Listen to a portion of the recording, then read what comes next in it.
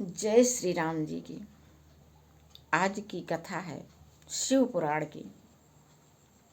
और ये कथा तो है शिव पुराण की, लेकिन आज के परिवार में जो सास बहू के बीच में तनाव तमाम हर जगह, ज़्यादातर 80-90% परिवारों में ऐसा हो रहा है, उस परिवार के तनाव को भी बिल्कुल मिटा देने वाली कहानी है। सास बहू के मन में एक दूसरे के प्रति प्रेम रस घोल देने वाली ये कहानी है। आप लोग ध्यान से सुनिए। वेद पुराणों में जितनी भी रचनाएं की गई हैं वह गृहस्थ धर्म को ही ध्यान में रख करके की गई हैं। गृहस्थ धर्म की कल्पना करके ही की गई हैं जो है, इसलिए कि गृहस्थ धर्म जो है वह धर्म का सबसे बड़ा स्रोत है। धर्म करने का यहीं पर व्यक्ति अपने धर्म को संरक्षित करता है, धर्म को वो संभालता है और फिर धर्म उसको संभालता है। धर्म की हम रक्षा करते हैं और धर्म हमारी रक्षा करता है। तो इस तरह से आइए हम लोग ये कहानी सुनते हैं। शिव पुराण की कथा है। एक बार माता पार्वती ने जब भगवान राम जी से पूछा कि मुझे जब मोह हो गया था, भ्रम हो गया था, तो आप उसका कारण हमको आज बता दीजिए, उसका रहस्य, कि हमेशा सारी दुनिया तो भगवान शिव की पूजा करती है, और क्या बात है कि जो भगवान शिव जी भी आपकी पूजा करते हैं।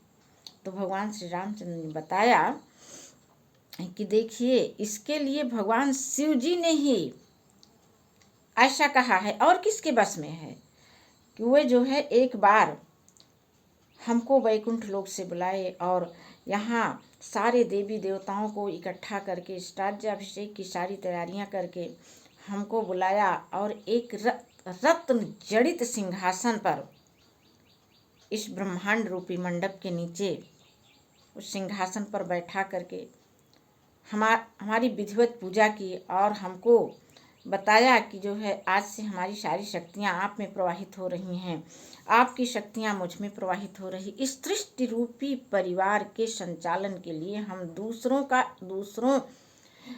हम लोगों को एक दूसरे में घुल जाने की ज़रूरत है।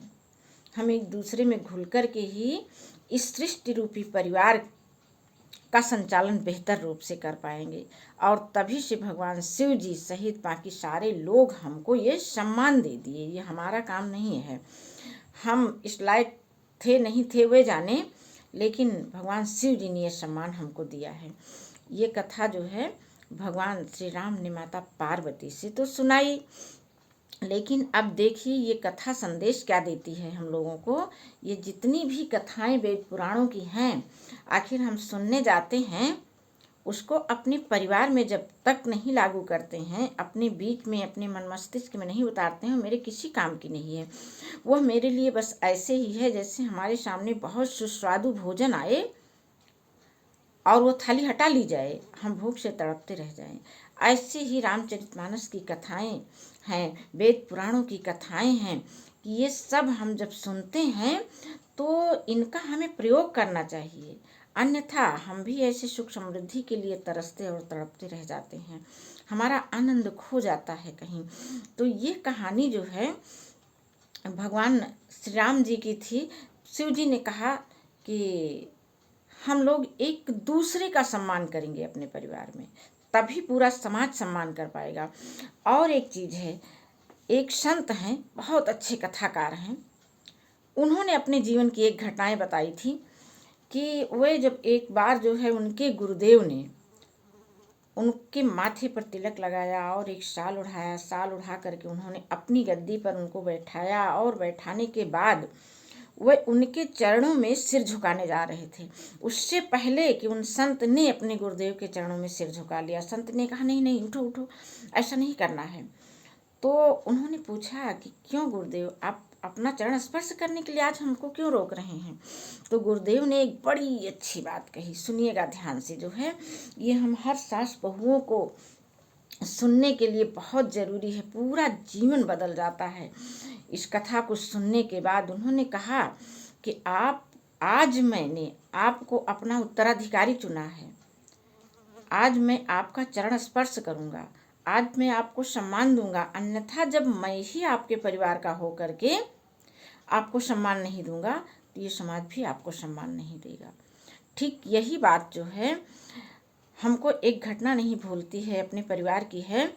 और उससे पहले देखिए कि हम लोग बचपन में, याद है ना, जब पास पड़ोस में दुल्हन देखने खूब जाया करते थे, जाते तो ये होता जैसे दुल्हन उतार के घर में आती थी, परिछन हो जाता, सब कुछ हो जाता, सासू माँ आरती के थाल सजा करके बहू की आरती उतारती, बेटे बहू की, और जो है घर में जब आती तो जल्दी से ये होता था, अब बुलाइए सासू को, आएँ और अपनी बहू का पैर छुएं। इसके पहले बहू को इतना सहेज करके भेजा जाता था कि जाइए, जब सासू माँ आपके पैर छूने आए तो उनको आप कुछ भेंट दे दीजिएगा, अपनी शक्ति स्वरूप, जो भी जैसा परिवार में दे करके भेजा जाता था। तो वैसी ही भेंट जो है उस समय में बहू अपनी सासू को दे करके पैर छूती थी। तो ये तो मैंने देखा था। लेकिन इसके बाद एक घटना और मेरे मन को छू गई। मेरी चाची की बहू आई तो उन्हें भी बुलाया गया पैर छूने के लिए। अब बहू तो नववधू होती है, वो तो सकुचाने सिमटने लगती है, नहीं सास से मुझे पैर नहीं छुआना है। लेकिन मेरी चाची जी ने कहा, नहीं, आज मैं बहू का पैर छूऊंगी। क्यों छूऊंगी? कि आज से ये मेरे लिए लक्ष्मी स्वरूप हैं। पूरे परिवार की सुख समृद्धि और लज्जा इनके हाथों में है। जो है हमारी सेवा भी इनके हाथों में है। हमें सुख पहुंचाएंगी हमारी यही लक्ष्मी जी। ऐसा मान करके इन भावों से उन्होंने अपनी बहू के पैर छुए। कहे, आज मैं छूऊंगी, बाकी ये अन्य दिनों में ये मेरा पैर छुएं, लेकिन आज मैं ही इनका पैर छूऊंगी। तो ये सारी कहानियाँ पुराण की, संत जी की, ये सच्ची घटना है बिल्कुल। ये मैं आप लोगों को सुना रही हूँ, बस इसलिए सुना रही हूँ कि हम लोग भी अपनी बहुओं को और बहू सासुओं को एक दूसरे को लक्ष्मी का ही स्वरूप माने। और तो और एक चीज इतना पक्का 100% जान लो कि यदि आप अपनी माँ से प्यार करती हैं और माँ के लिए जैसा बर्ताव चाहती हैं कि आपकी कोई भौजाई आए और वह करे, तो उसके लिए आपको पहले बीज बोना पड़ेगा।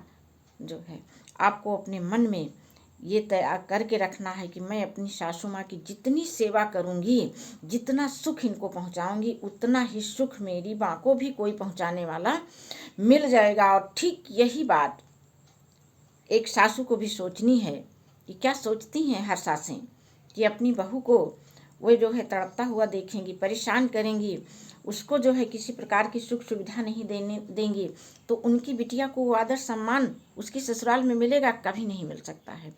यही है हमारे धर्म की खेती, यही है हमारा सबसे बड़ा धर्म। वेद पुराणों से निकला हुआ, वेद पुराणों की कथाएं सुन करके उसे हम अपने परिवार में लागू करें, तभी हम सुख समृद्धि युक्त जीवन जी सकते हैं। तो यह कहानी आप लोगों को एक दूसरे में प्रेम के बीज बोने के लिए सबसे बड़ा संदेश देती है। और हम सभी अपने आप को बिल्कुल उतना ही सम्मान करें जितना हम चाहते हैं कि मेरा सम्मान हो। बिल्कुल वैसा ही सम्मान एक बहू को अपनी सास का करना है, सास को अपनी बहू का करना है, तभी हमारे जीवन में सारी खुशियाँ आ पाएंगी। उसे ऊपर नीचे सब तरफ करके देख लीजिए। आज वो बहू जो सास की सेवा नहीं करने जा रही है, उन्हीं का दिया हुआ सारा सुख ऐश्वर्य उसको तो रूपांतरित हो गया, हस्तांतरित हो गया, सब कुछ मिल गया। और वो बूढ़े माता पिता कहाँ जाएंगे? जब उनकी आज सेवा नहीं करेंगे तो आपके माता पिता को दुख मिलना 100% तय है। तो आप जब अपने माँ से प्यार करती हैं, उसी प्यार के लिए आप यहाँ भी इस परिवार को भी सुखी समृद्ध बनाइए। सब कुछ चारों तरफ अपने आप खुशियाँ ही खुशियाँ होंगी। जय श्री राम जी की।